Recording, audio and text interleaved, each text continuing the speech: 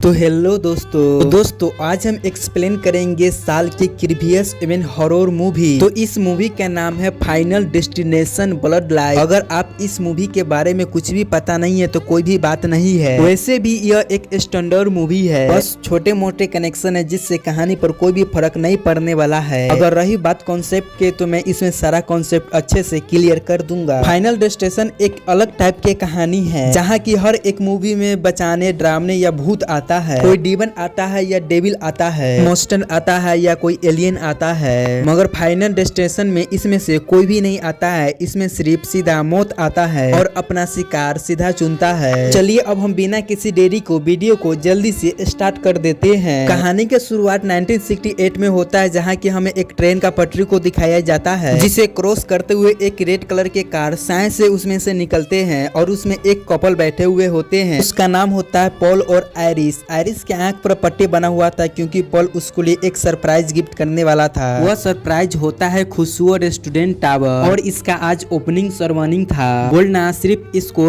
Tower दिखाने के लिए लाया था और वह शेरनी में भी जाने वाला था जिससे आयरिस काफी खुश हो जाती है। लेकिन अगले ही पल आयरिस को यह टावर देख कर न जाने क्यों बहुत ही ज्यादा डर लग रहा था। एक तरह से फुल आवाज होने वाला था जैसे कि कुछ गलत होने वाला है और वो अपने आसपास नोटिस करने लगती है। वहीं पर एक बच्चा था जो कि कॉइन्स चुरा रहा होता है, जहां गार्ड उससे बोलता भी है और कहता है कि फाउंडेशन में से कॉइन्स चुराना बुरा माना जाता है। फिर बच्चा वहां से चले जाता लेकिन वो एक कॉइन्स चुरा लिया था। फिर आयरिस जैसे वो टावर के पास जाती थी वैसा उसे डर सता रहा। यहाँ तक उसे बच्चा से भी डर लग रहा था, पता न क्यों। लिफ्ट के अंदर भी वो डर रही थी क्योंकि लिफ्ट के अंदर 8 ही जगह था मगर उसमें 8 से ज्यादा लोग घुस गए थे तो कहीं यह लिफ्ट टूट न जाए। फिर जैसे जैसे लिफ्ट ऊपर जा रही थी तैसे जैसे वो देख कर काफी ज्यादा डर रही थी। फिर ऊपर पहुंच के होल्ड नोटिस कर लेता है कि ऐसा को ऊपर से थोड़ा डर लग रहा है। फिर ऐसा बोलते है मुझे इतना भी डर नहीं लग रहा है क्योंकि तुम मेरे साथ हो। फिर उसके बाद उसको जेबी में एक गुलाब लगाने लग जाती है। इसी दौरान उसको खून लग जाता है और उंगली से एक ब्लड निकलने लगता है। इसे भी आप एक तरह से नेगेटिव साइन कह सकते हो। खैर उसका जीभ मचलाने लगता है तो वो वहां से चल जाता है। फिर डेड इस जगह से अपना एक चाल चल जाता है। फिर एक आदमी एक और बोतल खोलता है जिसके कैप से झूमर का टुकड़ा गिर कर नीचे गिर जाता है और उससे कांच पे दरार आ जाता है और सभी लोग उसी जगह पर कूद कूद कर नाच रहे होते हैं जिससे वह शीशा टूट कर सभी लोग नीचे भी गिर सकते थे। उसके बाद ऐसा एक तरह उल्टी कर रही होती है लेकिन ऐसा के ऐसे करते हुए एक लेडी देखकर उसे भाप लेती है कि ऐसा प्रेग्नेंट है और वो उससे पूछती है कि कौन सा महीना चल रहा है तो आयरिस बताती है 2 महीना और यह बात वह पॉल को भी नहीं बताई थी। फिर पॉल आकर उसको बाहर ले जाता है और उसे प्रपोज कर देता है। आयरिस तुरंत प्रपोज के एक्सेप्ट कर लेता है और अपने प्रेगनेंसी के बारे में भी बता देता है जिससे पॉल और भी ज्यादा खुश हो जाता है। फिर यहाँ पर वो खुरपाती लड़का भी खड़ा था जो कि नीचे से कॉइन्स इसीलिए लाया था जो कि वो ऊपर से नीचे गिरा सके लेकिन कॉइन्स नीचे नहीं गिरता है। हवा के वजह से वो सीधा जाके टावर के अंदर एक फैन में चिपक जाता है। फिर फैन में घूमने के में दिक्कत होने लगता है और उसका एगो हिस्सा टूटकर सीधा जाकर गैस में लग जाता है जिससे गैस लीक होने लग जाता है। फिर डेड धीरे धीरे अपना सेटअप लगा रहा था। सीरीज में इसे डेड डिजाइन बोला जाता है। तो दूसरी तरफ पोल्ड और आयरिस भी खुशी के मारे नाच रहे थे लेकिन वो शीशा में दरार धीरे धीरे बढ़ ही रहा था। फिर नाचते नाचते आयरिस रुक जाती है और उसे फिर याद आने लगता है जो कि कई बातें वो नोटिस की थी। हवा में से आग निकलना, बर्फ को चपटना और लिफ्ट में नीचे वाला बटन। लेकिन जब तक वो कुछ समझ सकती उसी टाइम पर शीशा टूट जाता है और सैकड़ों लोग नीचे गिरकर मारे जाते हैं। आयरिस कांच वाले टुकड़े से बाहर था इसलिए वो बच जाती है लेकिन पोल कांच के टुकड़ा पकड़ कर लटका हुआ था। उसको मदद के लिए आयरिस अपना हाथ भी बढ़ाता है लेकिन इतने में कांच का टुकड़ा टूट जाता है और आयरिस के सामने ही पोल नीचे गिर जाता है, वह भी गंदे तरीका से इधर उधर टकराते हुए। फिर उसके बाद उस जगह पर अफरा तफरी मच जाता है और सभी लोग इधर उधर भागने लग जाता है। इसी दौरान सेफ को धक्का लगता है और एक लड़की को आग के द्वारा जला दिया जाता है। जलन के मारे वो लेडी इधर उधर भागने लग जाती है और वो उसी जगह पर चले जाती है जहाँ से वो गैस लीक कर रहा होता है। फिर गैस के कांटेक्ट में आग जाते हुए एक बहुत ही जोर से ब्लास्ट हो जाता है और उसी में आधा लोग जलकर भ्रष्ट हो जाता है और वो इसी के बीच में ये बिल्डिंग भी आधा जल जाता है और यह बिल्डिंग कभी भी गिर सकता था। धमाके के बीच वो कॉइन्स भी बाहर आ गया था और आप इस कॉइन्स पर नजर रखिएगा कि ये क्या क्या कराता है। फिर आयरिस और बाकी लोग लिफ्ट की तरफ भागते लेकिन यह बिल्डिंग टूट रहा था, इसी में बहुत सारे लोग इसी में चपा जाते हैं। फिर बाकी हुए बचे हुए लोग लिफ्ट में घुस जाते हैं लेकिन इस लिफ्ट में इतना सारे लोग घुस जाते हैं कि लिफ्ट ही टूट जाता है। फिर एक बंदा जो बाहर ही फंसा हुआ था और वो लिफ्ट में घुस नहीं पाता है वो तो बाहर तरबूज के ही तरह कट जाता है। फिर राइट साइड का स्ट्रक्चर बाकी सभी लोगों को लेकर लटक जाता है, जिन्हें अनजान तक पहुंचाने के काम यही कॉइन्स करता है। हवा से यह कॉइन्स जाकर सीधा पियानो पर गिरता है, जो कि पहले से ही गिरने के लिए तैयार था। कॉइन्स बहुत ही ज्यादा तेजी से जाकर एक लड़की को पिचकाता है और अपने साथ सभी को लेकर नीचे गिर जाता है। इतने में वो खुरपाती लड़का लेफ्ट में से बचकर किसी भी तरह बाहर आ गया था, लेकिन वो पियानो उसी को ऊपर घिस के खत्म कर देता है। इसी के साथ वो कॉइन्स आकर सीधा फाउंटेन में गिर जाता है। पर आयरिस अकेले ही सर्वाइव करते हुए नजर आ रही थी, लेकिन तभी उसे एक बच्चा फंसे हुए नजर में आता है और वो बच्चा उसी लेडी का था जो कि आयरिस से प्रेगनेंसी के बारे में पूछी थी। आयरिस उस बच्ची को बचाने की कोशिश करता है, लेकिन उसी टाइम पूरा स्ट्रक्चर कोलैप्स कर जाता है। लेकिन आयरिस अभी भी एक कोने में बच्चे के साथ लटकी हुई थी। वो भी उस रिंग की वजह से, जब आयरिस छोटी थी उस रिंग्स को जबरदस्ती अपने उंगली में फंसाई थी। फिर उसका उंगली नीचे घिसकर वो दोनों गिर जाते हैं और वो मारे जाते हैं। तो इसीलिए आयरिस को हाइट से, टावर से, बच्चे से डर लग रहा था, क्योंकि यह सब इस भयानक घटना से जुड़ी हुई थी।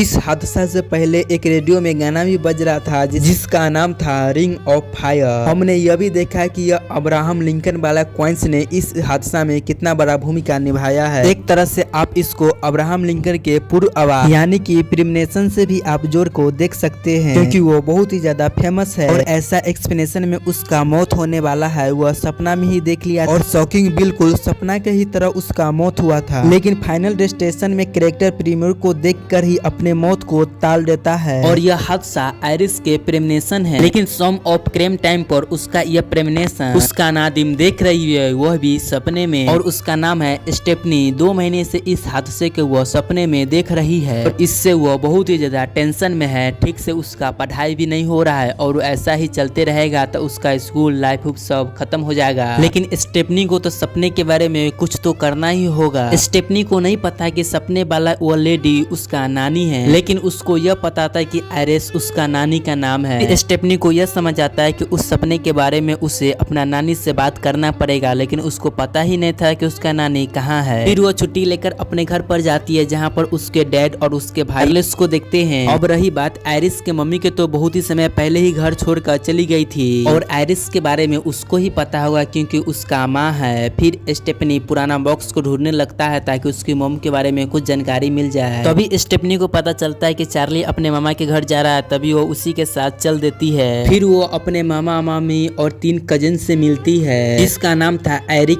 बॉबी और जूलिया। एरिक को टैटू और पेंसिल का दुकान था और वो हर जगह पर अपना टैटू पेंसिल छपाया था, और जूलिया टॉम बॉय टाइप की लड़की है। फिर स्टेफनी सीधा अपना मामा से अपने नानी हैरिस के बारे में पूछती है, जिस पर उसके मामा के कहना था भले ही वो मेरी माँ और तुम्हारी नानी है, लेकिन वो एक पागल लेडी है। हम सब तो उससे दूर ही रहना पसंद करते हैं और तुमको भी उससे दूर ही रहने में भलाई है। फिर इसके बाद उसका मामा घास काटने चल जाते हैं और उसका भाई बहन कछुआ के साथ खेलने लग जाती है। स्टेफनी को सिर्फ अपने मामी पर भरोसा थी, लेकिन मामी पहले नहीं बताते कि मामा उसके गुस्सा हो जाएंगे, लेकिन बहुत ही ज्यादा रिक्वेस्ट करने पर उसकी मामी बता ही देती है कि उसकी मामी के बॉक्स कहाँ रखी है। स्टेफनी को वो नाना नानी का फोटो भी मिल जाती है, जिससे वो देखकर बहुत ही ज्यादा शॉक्ड हो जाता है, क्योंकि ऐसा ही वो अपने सपने में देखती थी। स्टेफनी को उस बॉक्स से आयरिस को एड्रेस भी मिल जाता है। फिर स्टेफनी क्या था उसके बाद उस एड्रेस पर पहुंच जाती है, जहाँ पर आयरिस डेट से बचने के लिए पूरा कैफे कर लिया था।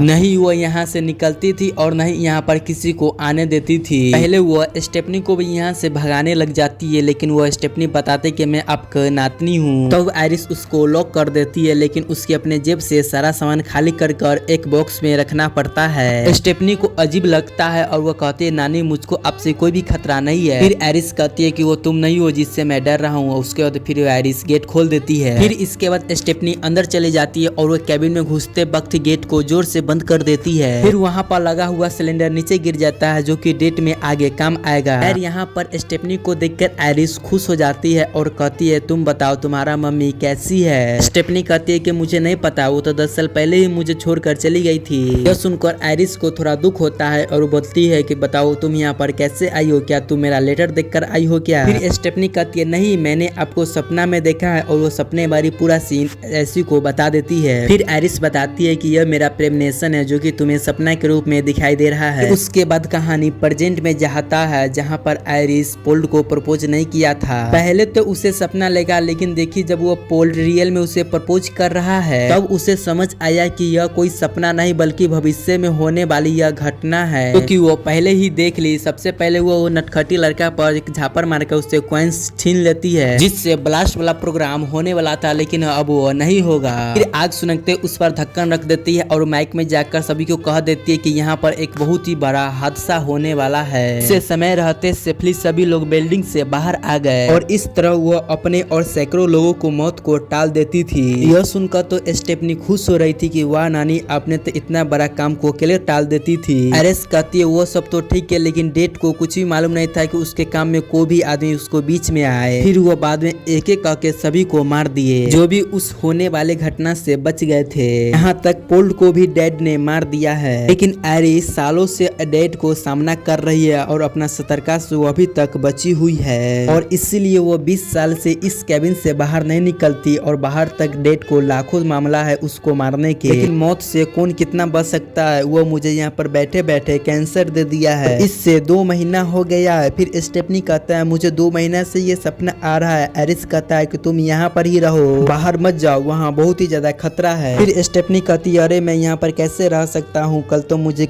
स्कूल जाना है। आयरिस कहती तुम बात को क्यों नहीं समझती है, बाहर तुम्हारे लिए बहुत ही ज्यादा खतरा है, तुम ज्यादा दिन तक जिंदा नहीं रहेगी, इनफैक्ट हमारे पूरा फैमिली को खतरा है। लेकिन स्टेफनी को यह बात थोड़ा पागल टाइप के लगता है और वह कहता है कि लोग सही कह रहे थे कि नानी थोड़ा पागल है, बल्कि मैं ही पागल हूँ जो कि यहाँ आ गया हूँ। आयरिस कहती है अच्छा तुम मेरा सच बुक ही ले जाओ, इससे तुम्हें गाइड मिलेगी। लेकिन स्टेफनी आयरिस को एक भी नहीं सुनती और वो वहाँ से जाने लग जाती। फिर आयरिस यह सोचने लग जाती है कि ज्यादा दिन तक तो मैं जिंदा नहीं रह सकता हूँ और फिर आयरिस अपने फैमिली के बारे में सोचने लग जाती है। वो अपने आसपास को चीज को देखकर समझ गया था कि डेट उसको मारने का चीज प्लान कर लिया है। इसी के लिए वो बाहर चली जाती है स्टेफनी को लाइव डेमो दिखाने के लिए और उसके सामने खड़ा होकर कहते है कि तुम अब अपनी आंखों से देखो कि मौत मुझे कैसे मारती है। तो वहाँ से बेडर बैन गिर कर नीचे सिलेंडर से टकराता है। सिलेंडर पूरा फोर्स के साथ आयरिस के बगल फोर्स कर देता है, जिसके अगले ही पर आयरिस के सर के फाड़ते हुए उसके सर के आर पार निकल जाता है और इस तरह आयरिस को एक भयानक मौत हो जाती है और स्टेफनी खून से नहा लेती है और तब जाकर स्टेफनी को अपने नानी की बात पर विश्वास होता है। फिर इसके बाद हमें आयरिस के फ्यूनर दिखाया जाता है, जहाँ पर स्टेफनी काफी ज्यादा ट्यूमर लग रही थी। सभी को आयरिस के भयानक मौत के बारे में बताने की कोशिश करता है, लेकिन वो सब स्टेफनी के बात पर ध्यान भी नहीं देते हैं। फिर उसको वह डार्लिंग भी उसी जगह आती है जो कि सालों बाद सभी फैमिली को अपना मुंह दिखाई थी और स्टेफनी तो उससे नाराज थी, इसीलिए स्टेफनी यहाँ पर 1 मिनट भी रुकना नहीं चाहती थी। इन हॉरर अपने बहन डार्लिंग को अच्छे से वेलकम करता है। फिर उसके बाद सभी लोग नॉर्मल हो जाते हैं। फिर यहाँ के सभी लोग चिल मारने लगते हैं और हॉरर के यह कहना था कि मेरी माँ डर के मारे यहाँ पर सारा जिंदगी अपनी काट ली, लेकिन हम ऐसा नहीं करेंगे, हम लोग जब तक जिंदा है हम लोग सभी लोग साथ में रहेंगे